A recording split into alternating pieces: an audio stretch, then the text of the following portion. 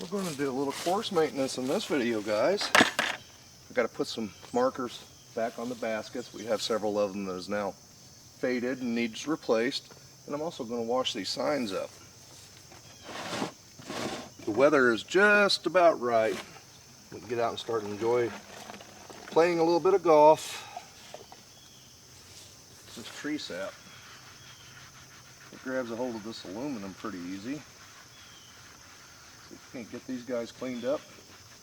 I hope you enjoy the video. We're going to throw some plastic. Thanks for watching.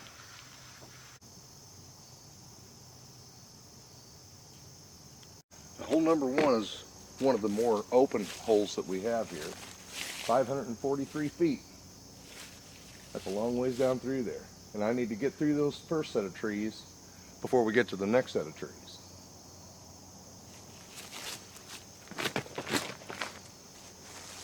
Oh, we just missed that one. This is a nice throw. This is basket number 2. You can see these guys is pretty well done. Time for some clean ones.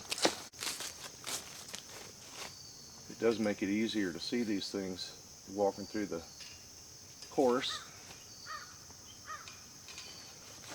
When we first put the disc golf course in, my neighbors had stopped and asked me what type of deer feeders these were, and we'd always reply, the fun kind.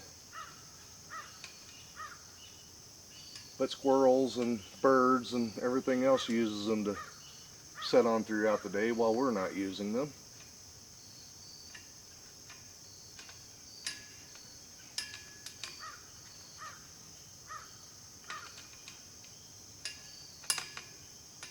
There we go. Just a little bit of carpenter's glue on that to help hold it in place. Alright, that one's finished. We're going to drop us a putt in this one. Just like in traditional golf, putting is the most challenging aspect of the game. And I have seen some 75, 100, 150 foot putts into these things. I've seen some cool shots. Mine's not going to be that fantastic, but we're going to put it in those chains. I'm about 20 feet out.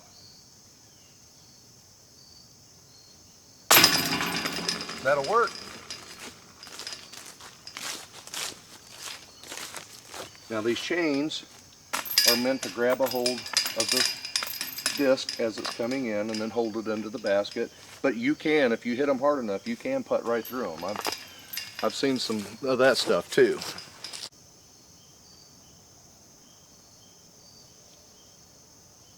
Now hole number 3, we are on the top side of Mule Slide Hill. And this is a fantastic fairway to play, just simply for the way you have to move down through the trees and things like that. It's also why it's a par 4. There's a lot of challenge here. But boy, when you get one right, it's a great hole to birdie as well. Let's throw one down through there. Now this plastic is specialized. This is a high-speed driver. It has a really thin flight ring on it and narrow on the bottom, and it's made for speed and distance, whereas our putters has a really rounded nose and it's made for slower controlled throw. And you can get plastic that is designed to make the turns that you need to get down through the shot that you're trying to shape. There's numerous manufacturers out there of this stuff, and it's just a really fun game. It's a physical game as far as the exercise, and it's just a really fun time with your buddies out playing some golf. Now, there's typically never any green fees or anything like that unless you're playing a tournament. So you can go to pretty much any city park in the United States and find a course set up for you. Now I'm going to shoot for the center of that gap if I can get it, and hopefully down just as far as we can go. I have concrete pads here for the short pads, and I also have rubber pads behind us that adds an additional 100 feet to almost every shot. We do have all 18 holes on the course here, and it stretches its way through the property at about 8,700 feet of fairway. A little bit to maintain, but a lot of fun to play. And you just got to make the right shot. Oh, that ain't bad. Went a little too far left, but I think we've got a good shot to get to the basket.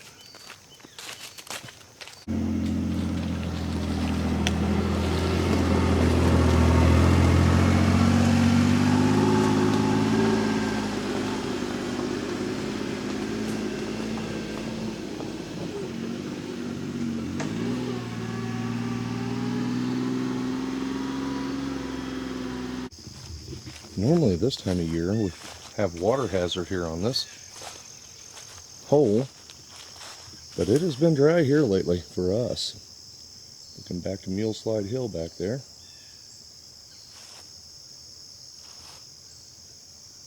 And we're going to go ahead and get that marker changed out so we can see the basket a little better.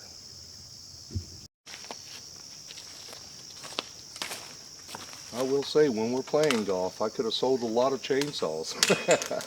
These boys wanting to cut trees down because it was in their way. That's always funny. A little bit right there. Out. Now these markers have made it for, I think, 10 years now. And the fairways coincide with the trail riding, so I mean, we do get quite a bit of enjoyment out of the work that we have to put in order to keep all this stuff to where we can use it. And it is work that eventually I was going to have to do anyway, so I might as well have a little bit of fun doing so. This guy started on there.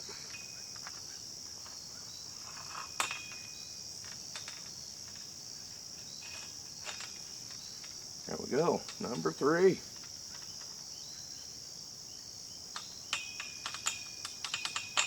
All right, get this thrown away and keep moving. Straight ahead in the center of the screen, I have you guys focused in to where you should be able to see the basket. Due to the flag being in such bad shape, I'm going to walk up there and place this on the basket, leave you guys sitting there, and then I'll show you the difference. We should be able to see it after I get this marker placed.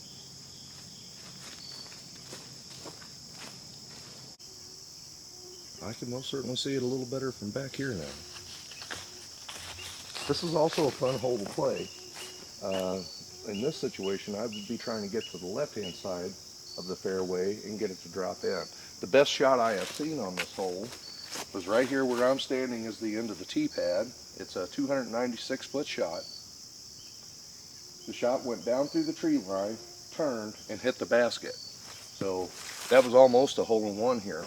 And I'll tell you, that is an amazing shot considering how many trees is sitting there. Let's go on to the next one. All right, we're up to hole number 6.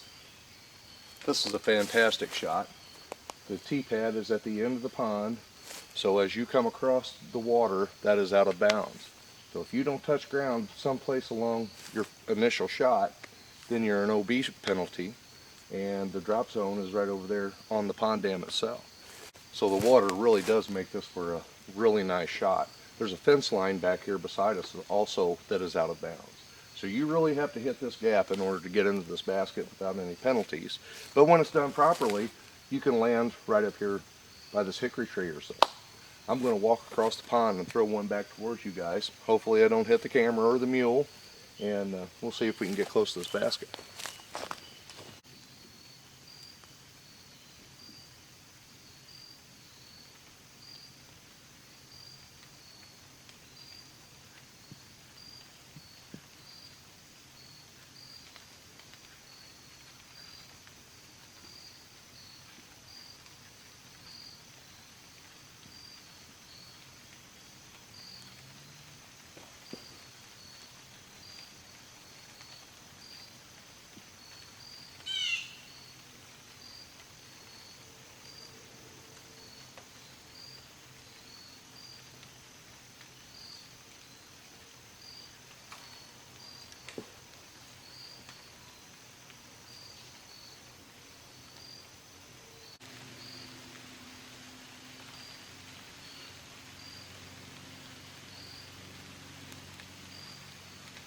first throw was a penalty shot, and the second one, we have a long ways to get back around to you guys.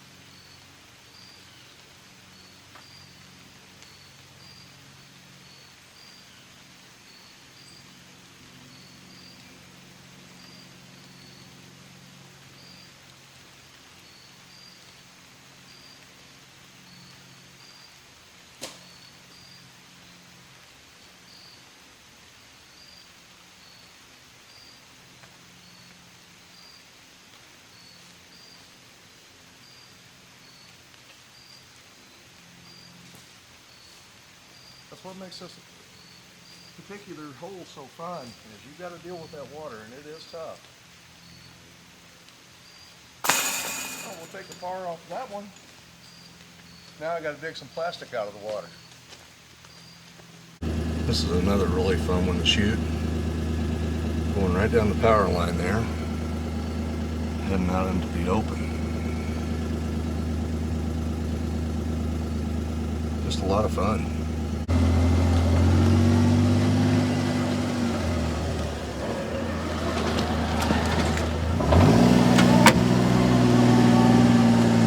We've done a lot of work back here already this year.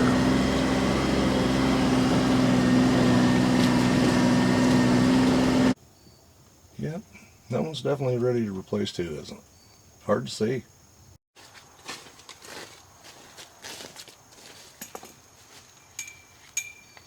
And ready to fly off of there.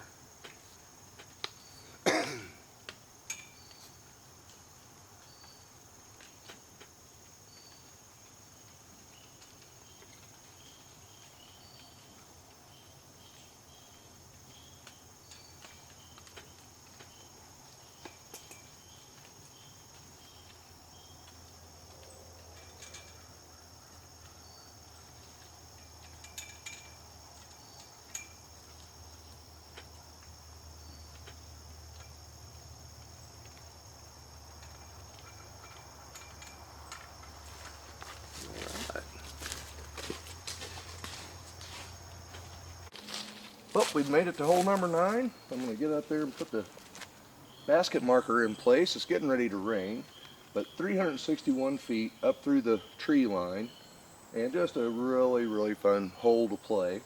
And it is hole number 9. And again, we do work our way back through the rest of the course.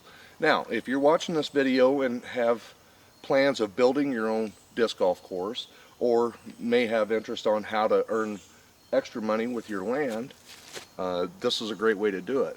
You can get $2 to $4 a round, and set your own tee times and things like that. And I wouldn't think that it'd be hard to get 100 to 200 people a week playing through. So I'll leave that up to you. It wouldn't be a bad paycheck, and it would make it worth keeping all your property clean, as well as your maintaining your trails and things like that. Now, we keep our course private. It's for friends and family. And I use the ATV trails as much as we play disc golf. Thanks for watching. I'll see you on the next video. Stay out of those water hazards.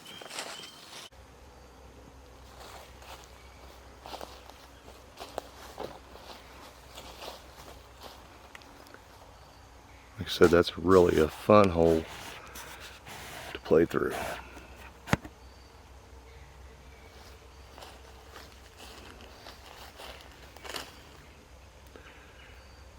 That definitely made the markers on the baskets a lot easier to see.